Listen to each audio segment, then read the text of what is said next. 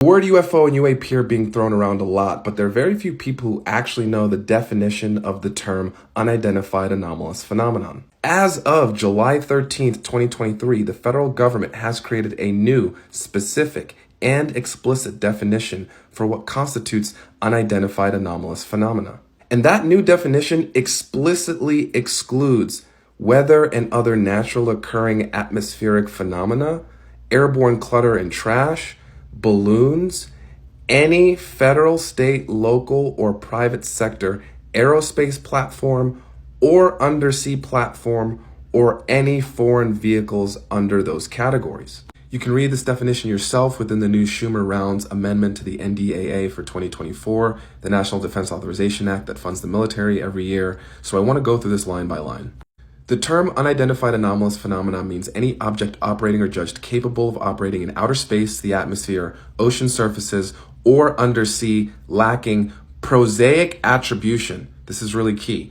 Due to the performance characteristics and properties not previously known to be achievable based on commonly accepted physical principles. So right in the first sentence, we're saying vehicles that can operate in multiple domains that lack a prosaic attribution. So what do we mean by the phrase prosaic attribution? The term prosaic attribution means having a human, either foreign or domestic, origin and operating according to current, proven, and generally understood scientific and engineering principles and established laws of nature not attributable to non-human intelligence. So no, UAP doesn't mean balloons or advanced balloons. UAP doesn't mean drones or advanced drones. UAP doesn't cover any conventional platform, foreign or domestic, full stop.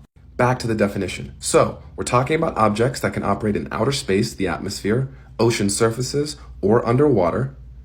They don't have a prosaic attribution, the stuff we just talked about. It's not that.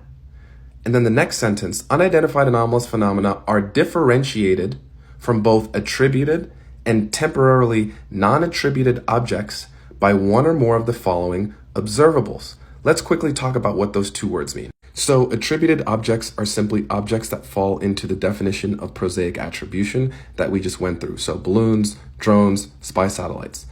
Temporarily non-attributed objects mean the class of objects that temporarily resist prosaic attribution by the initial observer as a result of environmental or system limitations associated with the observation process, that nevertheless ultimately have an accepted human origin or known physical cause. This is really important because a temporarily non-attributed object means we detected something. We didn't really have enough data when we originally detected it to know what it is. Maybe we only saw it from one sensor, it was at a great distance, but it's still unclear. But ultimately, after further investigation, the conclusion of the origins of that object are either human or a known physical cause. And that would include weather phenomenon, airborne clutter and trash, any aerospace platform from the federal government, the state government, local government, commercial industry, academic, or private aerospace. Same thing goes for ocean surface and undersea platforms, as well as foreign systems. So if we don't know what it is at the beginning, but we ultimately figure it out, and it's any of the things people are saying, it is a temporarily non-attributed object that then becomes something with a prosaic attribution. That is not what an unidentified anomalous phenomena is. It is everything that is not that. Having said all that, what are the standards of proof for us to be able to have a shared understanding of how can we observe and define these objects in a universally understood way? The new Schumer-Rounds amendment provides 6 observables that they categorize for specifically identifying and specifying what a UAP is and is capable of. So we're talking about objects that don't have a prosaic attribution, that are not temporarily not attributed objects, that can accelerate instantaneously within Earth's atmosphere. They can travel at hypersonic velocities, which is about 5 times the speed of sound, a little above 3,000 miles an hour, with no apparent impact from the atmosphere around it. So it's flying through air's atmosphere at 3,000 miles an hour, no sonic boom, and no thermal heat coming off of the surface of the vehicle as it's interacting with the molecules in Earth's atmosphere. These objects are transmedium, meaning they can fly from outer space through our atmosphere, through our ocean, and back again with no change in performance.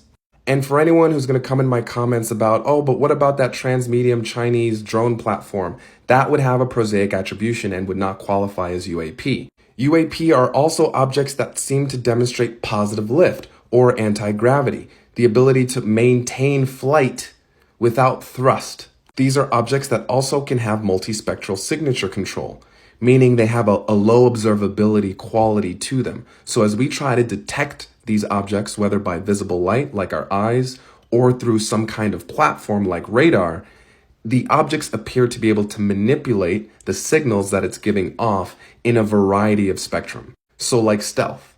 The sixth and last observable is physical or invasive biological effects to close observers and the environment. So an example of this would be like getting radiation burn from being too close to the vehicle. The new definition also addresses previous definitions, so the term unidentified anomalous phenomena includes what were previously described as flying discs, flying saucers, unidentified aerial phenomenon, UFOs, and USOs. So 99% of the conversations that we're seeing in the news, from other content creators in social media, and even amongst many members in Congress, shows a complete lack of understanding of what we're actually talking about. So keep that in mind as you watch and listen to the news on this story or read about it on social media, because it'll become immediately apparent to you who doesn't know what they're talking about versus who's actually taken 5 seconds to just look at the information that's publicly available.